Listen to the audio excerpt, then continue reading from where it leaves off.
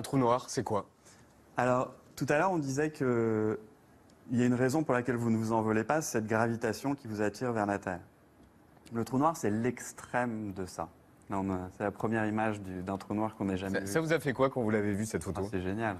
Parce que nous, bon, on s'est dit, ah, oui, bon. Voilà. Oui, mais c'est une sacrée bestiole ce que vous voyez. Ouais, Mais il y a quoi là? Je vous rappelle, la masse de ce truc, c'est 7 milliards de fois le Soleil.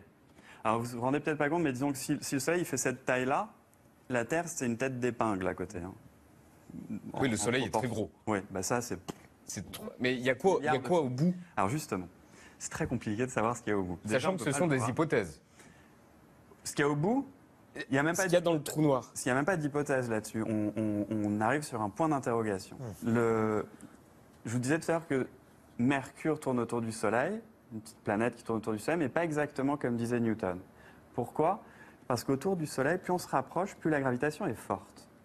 Dès que la gravitation est trop forte, les équations de Newton, on n'a plus le droit de les utiliser. C'est une approximation qui marche sur Terre, parce que c'est pas très compliqué, mais dès qu'on se rapproche d'endroits où la gravitation est forte, il faut changer, il faut aller sur Einstein.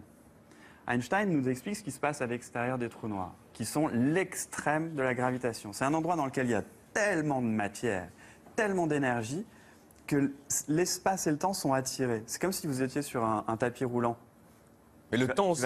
Le temps aussi, ouais, ça c'est sympa. Le temps de la montre. Ouais, celui-là. Ouais. Mais il y a quoi au bout? Si je tombe dans ce trou?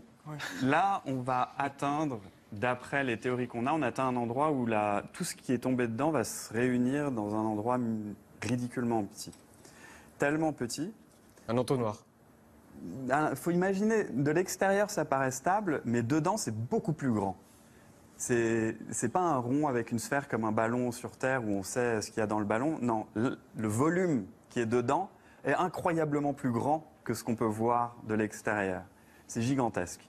Et c'est infini quasiment. Enfin, ça tombe dans toutes les directions, comme une sorte de truc comme ça qui s'étire. Mais, au bout d'un moment, les conditions deviennent tellement extrêmes qu'on ne peut plus appliquer Einstein. Les théories d'Einstein nous disent elles-mêmes, non, là c'est trop fort, là il y a trop d'énergie, les notions même d'espace et de temps n'existent plus, trouvez autre chose.